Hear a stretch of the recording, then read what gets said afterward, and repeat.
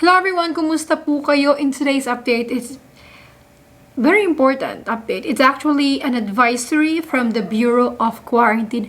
Who is the Bureau of Quarantine? Well, the Bureau of Quarantine is actually the agency that's responsible for verifying documents for arriving passengers. They're one of their many responsibilities. BOQ staff will be the first ones to greet you upon arrival in the Philippines. And what about them? They released an advisory for travelers last September 12, 2022. And it's titled, Updated Entry, Quarantine, and Testing Requirements for Arriving Filipino Passengers. Now, we're just talking about it today, which is already October. But 2 weeks have passed already since this was released. I didn't see it, guys. This was only on the website of BOQ. It wasn't announced on anywhere, really. It was only on their website. So let's hear it. What is this about, Jennifer, and why are you saying it's a big deal? Let's read it. So this is signed by the Bureau of Quarantine Director, right? Dr. Ferdinand S. Salcedo. All right. For the continued guidance of the public, the following entry, testing, and quarantine requirements for Filipinos arriving from abroad shall be implemented at all ports of entry pursuant to IATF Reso 168. Let's keep going. Number 1, fully vaccinated travelers with booster shot and fully vaccinated travelers without booster shot but failed to comply with the pre-departure test, RT-PCR or antigen testing, shall not be required to undergo facility-based quarantine and testing provided that they have received the second dose in 2-dose series or a single-dose vaccine more than 14 days prior to the date and time of departure from the country of origin or port of embarkation. Second, that they possess and present any of the following proof of vaccination, WHO or the National State Digital Certificate, and other proof of vaccination. The second section of this advisory says, unvaccinated, partially vaccinated, and individuals whose vaccination status cannot be independently validated shall undergo facility-based quarantine until the release of their negative RT-PCR test taken on the 5th day from the date of arrival, for immediate and strict implementation. So let's digest the information. Notice how the start of this advisory, it mentions specifically for Filipinos arriving from abroad. Therefore, it only covers Filipinos, not foreigners, not former Filipinos. It covers Filipino citizens.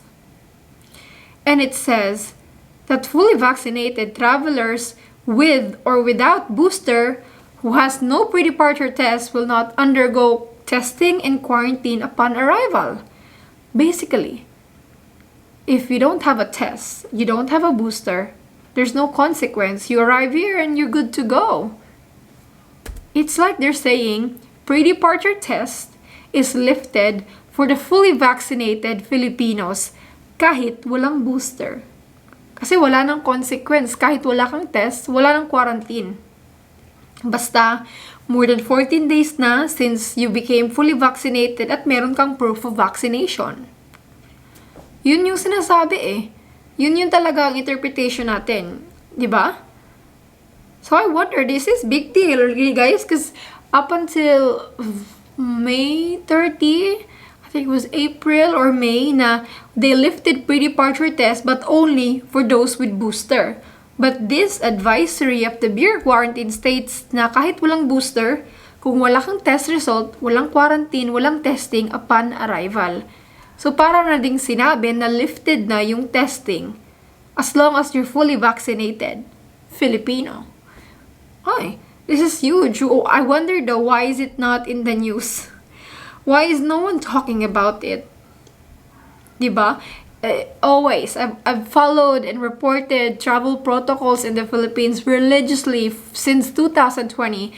And every time there's a change, it's always on the news. Pero this one, wala, guys. And I only found out about this advisory from the Bureau of Quarantine website. So I did some research. I checked on Philippine Airlines because Philippine Airlines always updated yan sila. I checked on their website. Actually, it would make sense if I show my screen. Let's go. So we're here in the Philippine Airlines website. In here, guys, we will check the COVID-19 travel requirements for Filipinos. Let's see if the BOQ Advisory is reflected on their website. Okay. Origin, it could be anywhere, but for this video, let's just say you're coming from Canada. Alright? It doesn't matter kahit saan. It's still the same, guys, ha? So, destination, Manila. Vaccination status, fully vaccinated. Traveler type, Filipino. Search. Okay? Yan, traveler type, proof of vaccination, of course, not required. Quarantine, walang quarantine. Medical certificate, not required. Mobile app, not required. Yan, passport validity, not required. But here, sa COVID test, it says here, passengers with or without booster shots shall not be required to present COVID-19 test, provided that they have received second dose or single dose vaccine more than 14 days prior to departure, and they have proof of vaccination. Oh, BOQ Advisory, it's already stated here in their website sa PAL. So PAL is already adhering to BOQ Advisory. Now let's however compare it, whatever, let's say foreigner. Okay, foreign national from visa-free countries, fully vaccinated. Let's see what it says about testing. Alright, let's move to testing here. COVID test required. Negative test taken within 48 hours prior to departure from country of origin. Exemption. Negative RT-PCR is not required for the following travelers: Filipino and foreign nationals aged 18 and above with primary series of COVID-19 vaccine in at least booster shot. So clearly, foreigners are not covered by that lifting of pre-departure test for those without boosters. Okay, that's sad. Why would they alienate foreigners? Why would they include them? That's not fair. Okay, let's however check for former Filipinos. Remember, former Filipinos, you may be Filipino by heart, by the looks, by the movement, char. Pero, to the law, guys, talagang foreigner ka na din. Kasi hindi ka na nag-apply ng dual eh. Former Filipino. Okay, let's check. Anong sinabi? So, let's go former Filipino with Balikbayan privilege. Alright? Search. Tingnan natin if it included ba kayo sa BOQ Advisory with PAL website. Alright. COVID test required. Negative RT-PCR test. 48 hours prior to departure. Negative test is not required for the following travelers: Filipino and foreigners who has received primary series and at least one booster shot. This really confirms that former Filipinos and foreigners are not covered by the BOQ Advisory, which lifts testing for fully vaccinated travelers or Filipinos. That sucks. Bakit hindi included? Why is it just limited to Filipinos? I have a theory. My theory is that Bureau of Quarantine has no power over rules for foreigners.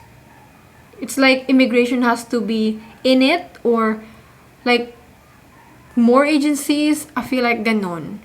Kasi BOQ only covers Filipinos. Tingin ko lang, guys. Like, they can't make changes for foreigners. That's my theory. It would be better if PAL would make an advisory about it. And lately, DOH is out of place, no? They should have made an announcement of this as well. Hindi lang BOQ website. And I wonder if other airlines are aware of it. I tried checking with Qatar and Singapore Airlines and parang hindi din sila updated, guys. And it's October, guys. You know, whenever there's a new month, there's a new alert level in the country. Guess what? DOH has been quiet. No announcement. And there is no announcement either that we will no longer be adapting to alert level systems. So, what's going on? The Department of Health right now is a headless agency. No leader, no secretary. There is no excuse. Anyways, guys, I'm sorry if... Anyways, for foreigners, balikbayans will push it na dapat you are also covered by that, no? Hindi naman fair na Filipinos lang. Well, COVID treats everybody the same and everybody should enjoy the lifting of protocols similarly, same level.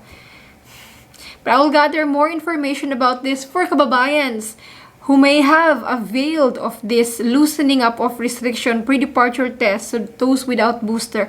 Share your experience. It would help our kababayans and other travelers as well. This is all I can share, guys. I will put the link on the Bureau of Quarantine announcement, so you have a copy in case you want to follow that. Okay? This is all I can share to you guys. I've sent an email na inquiry to BOQ na din. I will get more information. And God bless you all po and stay safe. I hope nakatulong ang video na ito.